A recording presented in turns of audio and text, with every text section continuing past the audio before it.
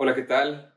Hoy quisiéramos contestar a una pregunta interesante. ¿Puede el cristiano mezclar su fe con otras espiritualidades?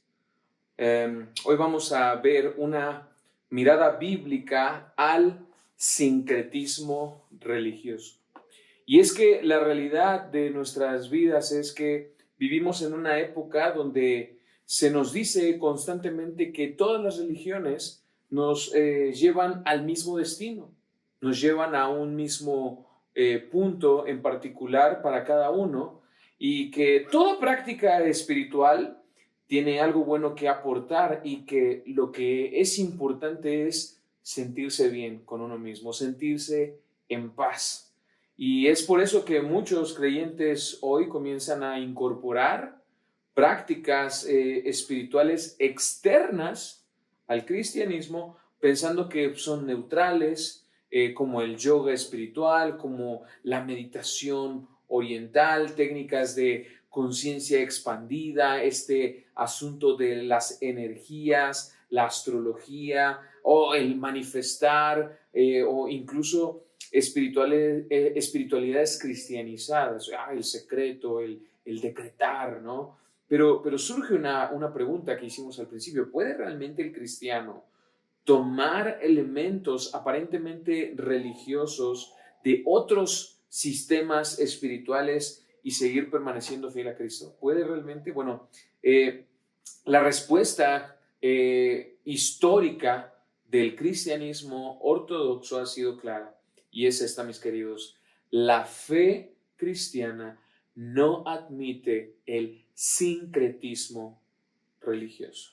Y no porque rechace aprender de otras culturas, uno puede saber y tener conocimiento de muchas culturas o cuidar el cuerpo, sino porque, mis queridos, el Evangelio afirma que Dios ya se ha revelado plenamente en Jesucristo. Como dice la Escritura en Colosenses 2:8, miren que nadie los haga cautivos por medio de su filosofía y vanas sutilezas, según la tradición de los hombres, y termina diciendo, y no según Cristo. Ahora, yo creo que es importante que empecemos a definir qué es el sincretismo, porque es una palabra pues no muy común. Y es que el sincretismo, mis queridos, ocurre cuando se mezclan doctrinas, prácticas o cosmovisiones religiosas incompatibles. Por ejemplo, Israel cayó repetidamente en este pecado. En Éxodo 23, Dios declaró, no tendrán otros dioses delante de mí. Y también en Deuteronomio 18:9 dice, no aprenderás a hacer según las abominaciones de aquellas naciones. Entonces, y es que el problema no era simplemente adorar a otros dioses, sino que también fue tratar de adorar a Dios, al Dios verdadero, usando prácticas religiosas ajenas. De hecho, cuando hicieron el becerro de oro, dice, este es el Dios que nos libró de Egipto. Y por eso es que más tarde lo que dice el apóstol Pablo, cambiaron la gloria de Dios por imagen de hombres corruptibles, de aves, de cuadrúpedos, ¿no?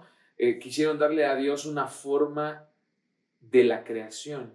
De hecho, la confesión de fe de Westminster en el capítulo 21 enseña que la forma aceptable de adoración al Dios verdadero está instituida por Él mismo y está de tal manera limitada por su propia voluntad revelada. O sea, en otras palabras, Dios mismo determina cómo debe ser adorado.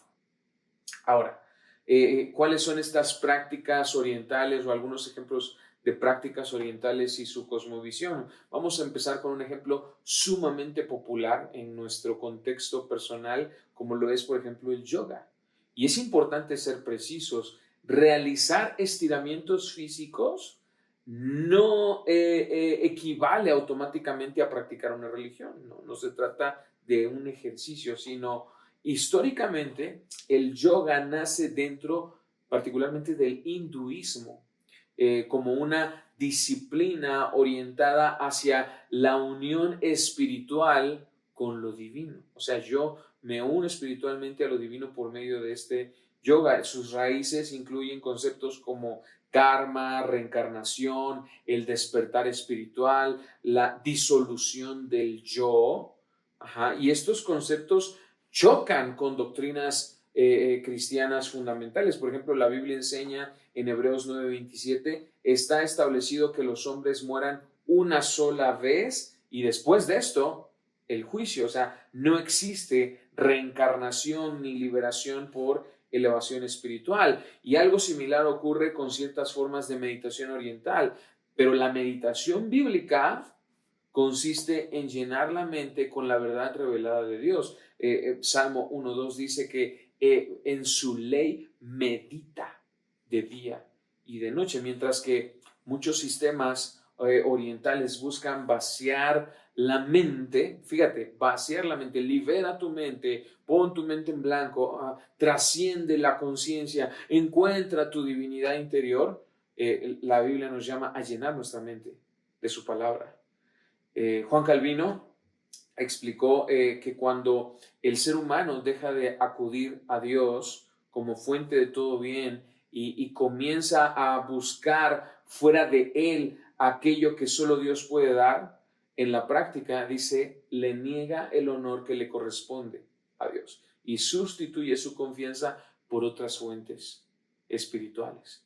Por ello, el problema del sincretismo no consiste únicamente en adoptar nuevas prácticas religiosas, sino en desplazar poco a poco, gradualmente, nuestra dependencia de Dios hacia métodos, experiencias o caminos espirituales alternativos. Por eso la fe cristiana enseña que toda necesidad encuentra respuesta y plena satisfacción en Dios y en su revelación por medio de Jesucristo. Ahora, hay movimientos occidentales modernos. Por ejemplo, el sincretismo no solamente viene de Oriente. En Occidente han surgido otros movimientos como la nueva era, este concepto de la ley de la atracción, la manifestación, la astrología espiritual, cristales energéticos, espiritualidad terapéutica, y todos estos comparten una idea común. ¿Y cuál es? Que el poder espiritual reside dentro del hombre. Sin embargo, el cristianismo enseña algo completamente diferente. Enseña que no somos salvados descubriendo nuestro potencial interno. De hecho, realmente la Biblia nos enseña que realmente no hay nada bueno en nosotros. Somos salvados por la gracia de Dios mediante Cristo. De hecho, el Catecismo Menor de Westminster pregunta, ¿cuál es el fin principal del hombre? Y responde, en términos prácticos, glorificar a Dios y gozar plenamente de Él para siempre. Entonces, la vida cristiana no gira alrededor de manipular energías ni decretar realidades. Jesús dijo en Juan 15:5, separados de mí, nada pueden hacer. De hecho, el apologista cristiano Francis Schaeffer advirtió, fíjate, que uno de los mayores peligros para la iglesia no es solamente la oposición abierta del mundo, sino el proceso gradual de adaptación al pensamiento dominante de cada época. Eso es lo que dice. Para Schaeffer, cuando la iglesia deja de defender la verdad como verdad y comienza a acomodarse al espíritu cultural del momento, ocurre un desastre espiritual que debilita su testimonio. Decía, me parece, el pastor MacArthur, a veces los que más niegan la suficiencia de las escrituras son los que creen en las escrituras, pero están buscando otros métodos, otras formas para alcanzar pues sus propósitos, ¿no?